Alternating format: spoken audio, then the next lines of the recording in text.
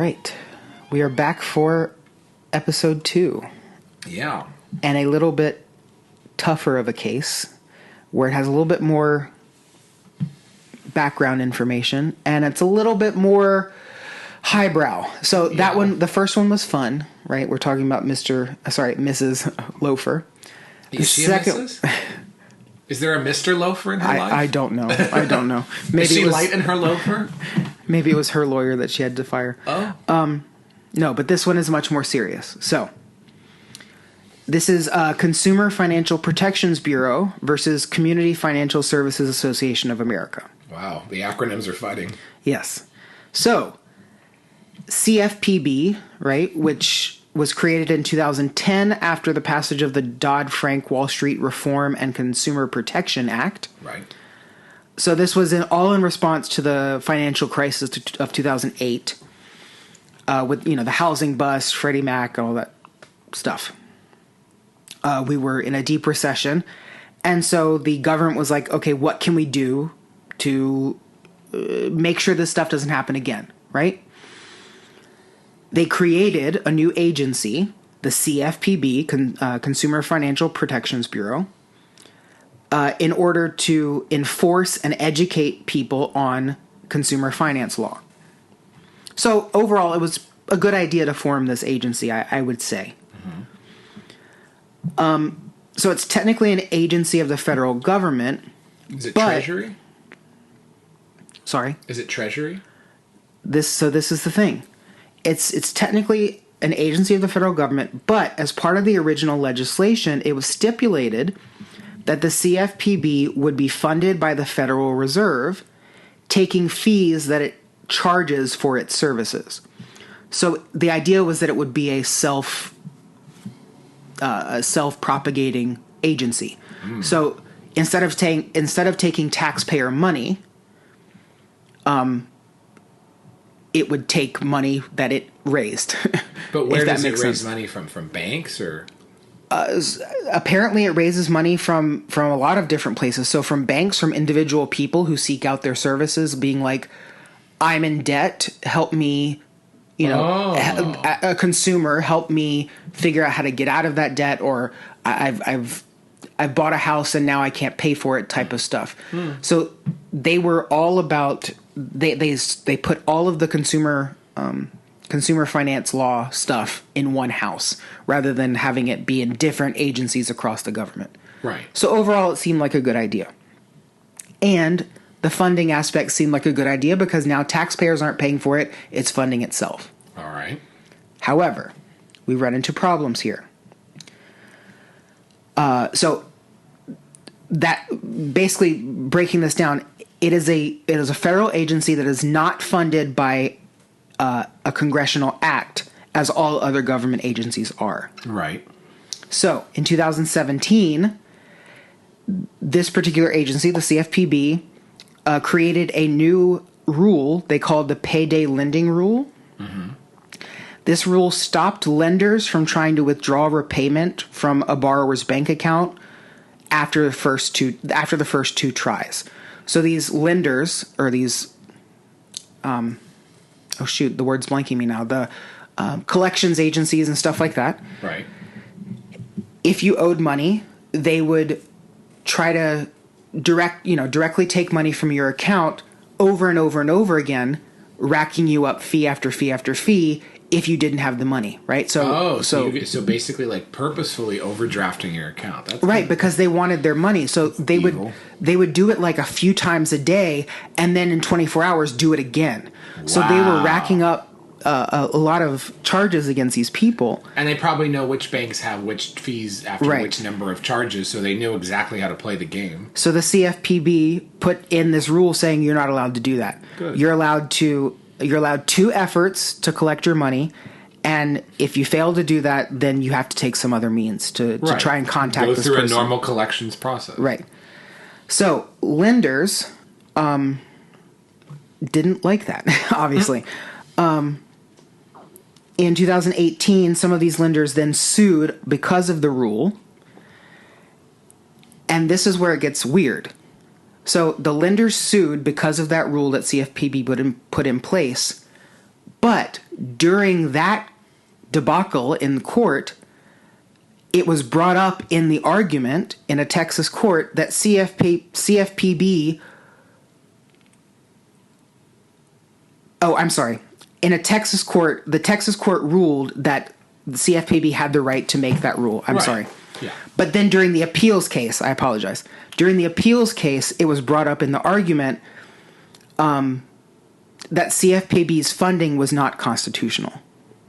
Oh. So we now created an entire... Now we just blew this whole thing wide open. So these lenders who were pissed at this agency and then pissed that they lost their first case, the lawyers for these lenders came out and said, well, fine.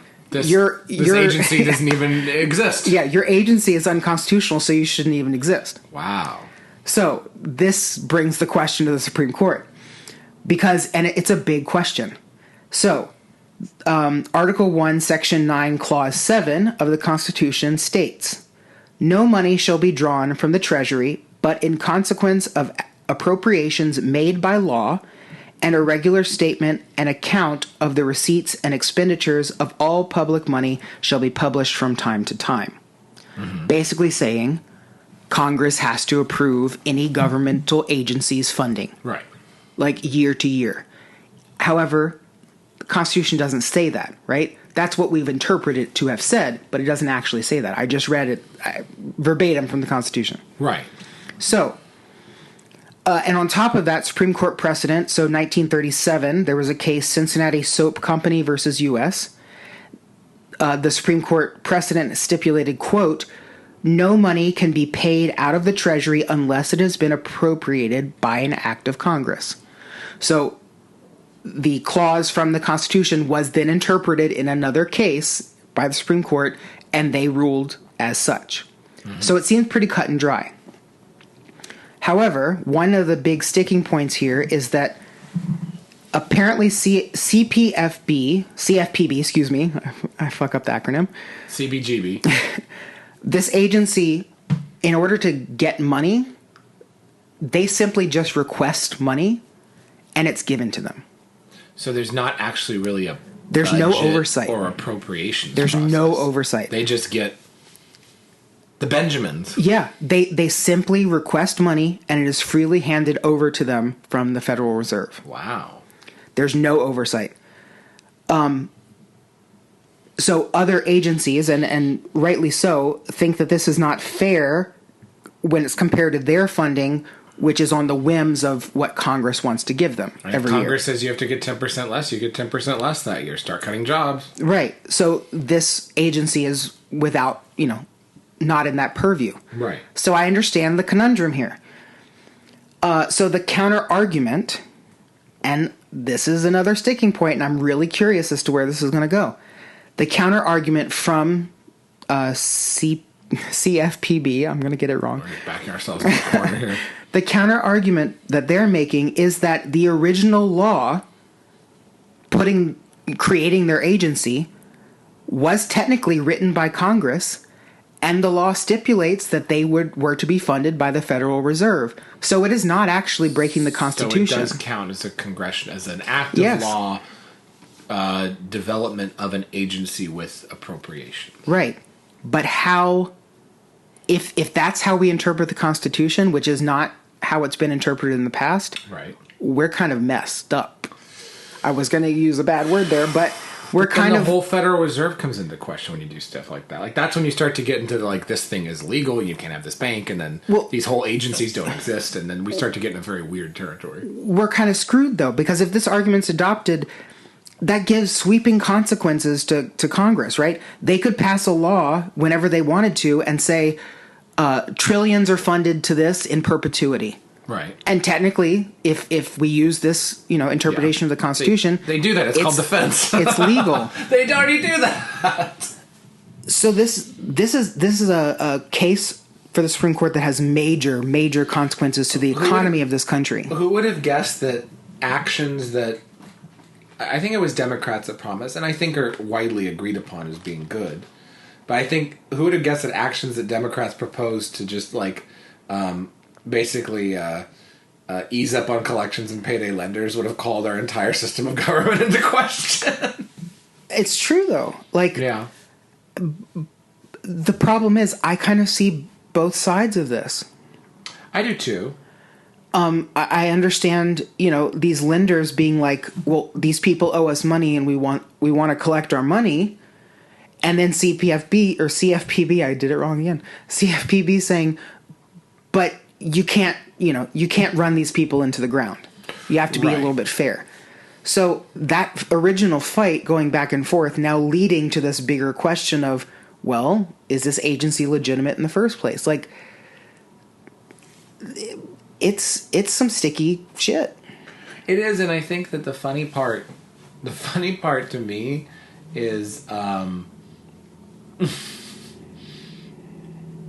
if we go down this road, I know that's not always the best legal argument to make in these situations, but if we go down this road where we are avoiding laws that do protect consumers because they're, one of the things that they're working on now in the Biden administration is this, the fees, the extra fees, and the issues between that. And some people make fun of it, but look, okay, Ticketmaster, airplanes, everything like this, people are getting hosed. Right. Like Airbnb now has to publish on their page that you can choose to see the room rate with the added fees and the cleaning fees. All of a sudden, that $79 staying in someone's basement thing turns into $209 because it's an $120 cleaning fee or whatever. All of a sudden, that's like, okay, this is, you're getting screwed, and it actually does affect people, and it affects people's budgets, and it makes life harder on the consumer. So, in a lot of ways, I'm in favor of pro-consumer legislation. I think that that's important. However, I do think that government has gotten to a position where they have become so arrogant in the creation of new bureaus and new departments and new bureaucracy and new. It's the same criticism that libertarians make about the executive orders, that we're at the stage now where whatever they decide basically is what happens, whether it's within the Constitution or not. That itself is a very scary precedent, because they can have a defense appropriations that no one has to see, that is completely secret, and then they get the money. Or they can create an agency out of thin air to monitor and manage things that no one knows. No one knew that there were 17 intelligence agencies up until the Russiagate nonsense, when they were trying to say, and 17 intelligence agencies. If you asked the average American before that there were 7, they wouldn't think there were 17. They'd think CIA, FBI, maybe they would know what NSA is. That's it. No one talks about the reconnaissance office or the geospatial, or all these other obscure DIA, Defense Intelligence Agency. Nobody knows what that is. So there's all these mythical organizations that exist on a governmental level, all of which operate and affect Americans' daily lives, for better or for worse. So I am in favor of any case that blows that wide open as well. I just think that the people who are bringing it on are some of the worst people possible. Yeah. Those collections agencies and stuff. You want to talk about people that really do make the average American's lives worse. I do find it interesting, though, that with the government shutdown that had been looming for a while, theoretically, if every other agency were shut down because the Congress didn't act, CFPB would not have been shut down. Because as it is, they have their funding. They get their funding from the Federal Reserve. So with a government shutdown, then they still run. That's fascinating. But that's not fair. You're still an arm of the government. Yeah, it's not, because now you have the space program trying to figure out how they're going to pay for people's salaries. People are up, astronauts are up there, and they're like, we can't send supplies. Sorry, you're on your own. But in the meantime, the CFPB is going strong. Right. So I really do see both sides, and I'm really interested to see how this comes out. Because I have a feeling with the court the way it is, it'll probably be a 6-3 or 5-4, and it'll come down. I'm just speculating because I really have no idea. I have a feeling it's going to come down to the originalist debate of being, no, you have to be funded by an act of Congress, as we stipulated, as we've interpreted from the Constitution and said in previous precedent. Really? My guess would be the other way around. I would guess that they would say Congress already had their say, and Because remember in that one case this last year where they were like, look, it's Congress's job to act, not ours. We're not going to admonish Congress other than to act. And so they may think that in their conservative opinion, we're going to say this, but this is something that Congress has to figure out. So they're going to throw it back in Congress's direction. I have a feeling that's the direction they're going. So maybe they'll push Congress to reform there is no Congress act. at this point. I know. But yes. It's a good point.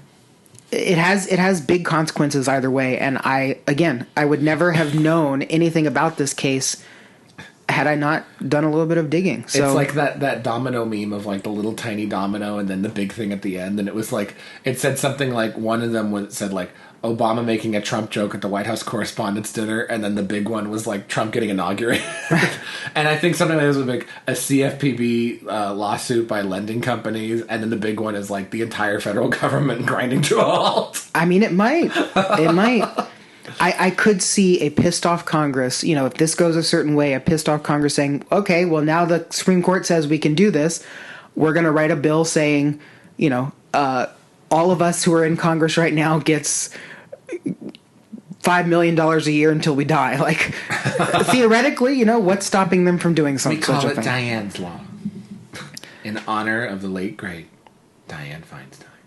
So it's interesting. I'm really curious to see how this turns out, but case dismissed.